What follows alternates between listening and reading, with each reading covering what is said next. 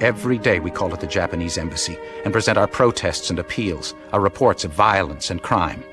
For the kind attention of Mr. Kiyoshi Fukui, Second Secretary, Japanese Embassy. Dear sirs, we are very sorry to trouble you again, but the sufferings and needs of 200,000 civilians of whom we are trying to care make it urgent that we try to secure action from your military authorities to stop present disorder among Japanese soldiers wandering through the safety zone. Case number 15. Japanese soldiers entered a house on Hankow Road, raped a young wife, and took away 3 women. When 2 husbands ran, the soldiers shot both of them. Case number 154. A girl, 13 years old, was raped by 3 Japanese soldiers at Chinjiajiai number 6. Case number 290. 4 soldiers raped a young girl, a little over 10, by turns. Fukuda and Tanaka of the Japanese embassy had nothing to say, except Fukuda's remark that the army is very mad because they say it is the first time in history that an army had to conquer a place with neutral observers on hand. Quite a false view, but we felt it was not time to argue. We have come to understand the Japanese much better than we did. A week before their entry, I preached to our group and I urged them to have faith in the goodness and humanity of the Japanese. The Chinese are still laughing at us for our innocence. Now we better understand Japanese propaganda. In the midst of great suffering, Japanese news squads went around staging pictures of Japanese soldiers giving candy to a child or an army doctor examining 20 children. Some Japanese newsmen came to the camp and handed out cakes and apples and a few coins to the refugees. A moving picture was taken of this kind act. At the same time, a bunch of soldiers climbed the back wall of the compound and raped a dozen or so women. No pictures were taken out back.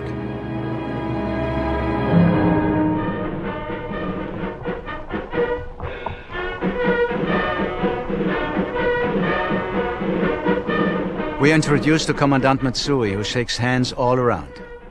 I assume the role of spokesman and explain to Mr. Tanaka of the Japanese embassy that we infer that the city is to be burnt down. Tanaka denies this with a smile. Statement by the Japanese military posted throughout the city. The municipality of Nanking is quiet. The herds of refugees who fled for their lives from the midst of death have met with the gentle soothing of the Japanese army.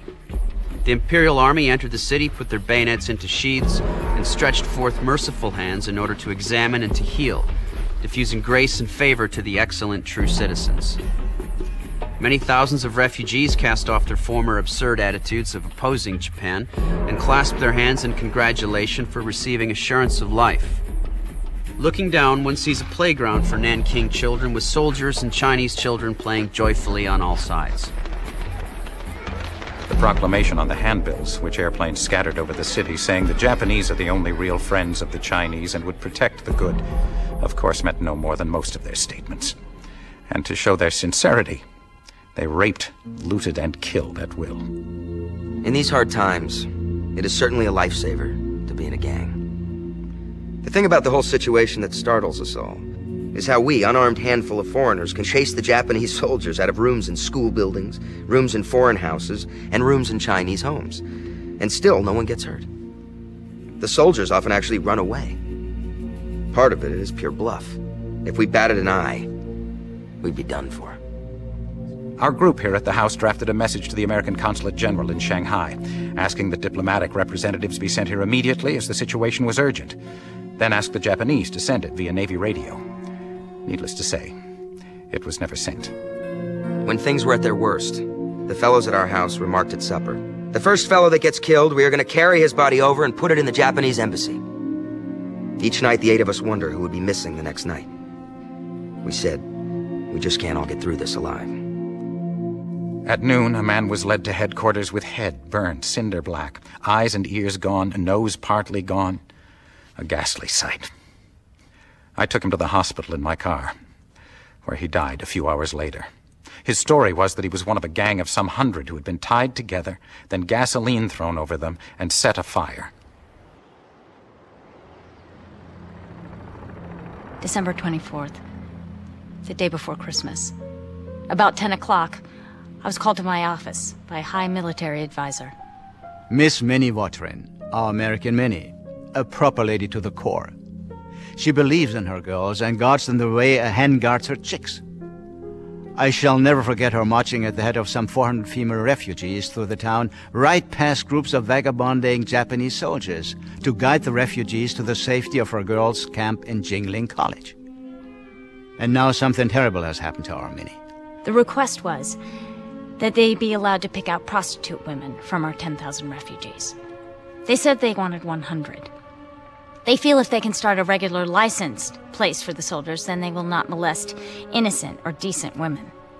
And with hands clenched in horror, Minnie is forced to watch as authorized underlings force their way into her girls' assembly hall, filled with hundreds of good girls.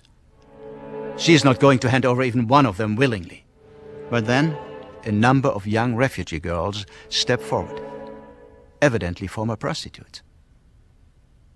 Minnie is speechless. They finally secured 21. But group after group of women have asked me if they will select the other 79 from the decent women and girls. And all I can answer is, they will not do so if it is in my power to prevent it. Bob Wilson helped out at our house last night. He got home early for the first time in 2 weeks. So he went to the university gardens, brought 6 big poinsettias and put them around our living room.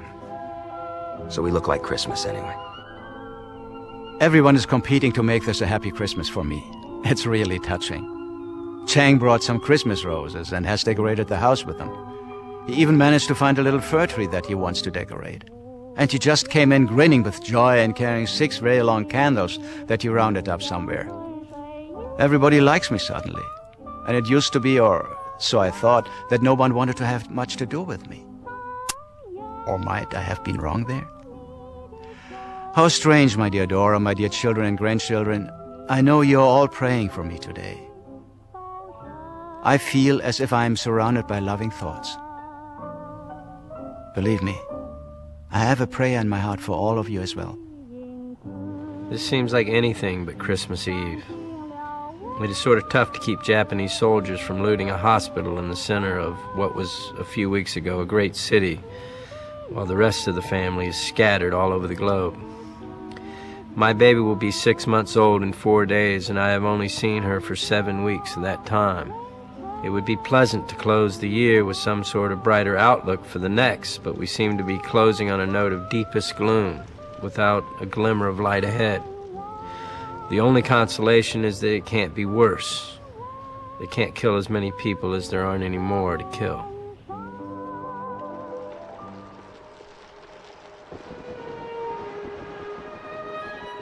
Christmas Eve, Nanking, China, 1937. What I am about to relate is a story which I feel must be told, even if it is seen by only a few. In these 2 short weeks, we here in Nanking have been through a siege.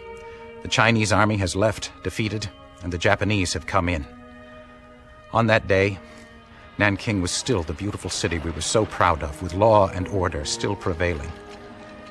Today it is a city laid waste, ravaged, completely looted, much of it burned. Complete anarchy has reigned for 10 days. It has been a hell on earth. Not that my life has been in serious danger at any time, though turning lust-mad drunken soldiers out of houses where they were raping the women is not altogether a safe occupation. Nor does one feel perhaps too sure of himself when he finds a bayonet at his chest or a revolver at his head, and knows it is handled by someone who heartily wishes him out of the way.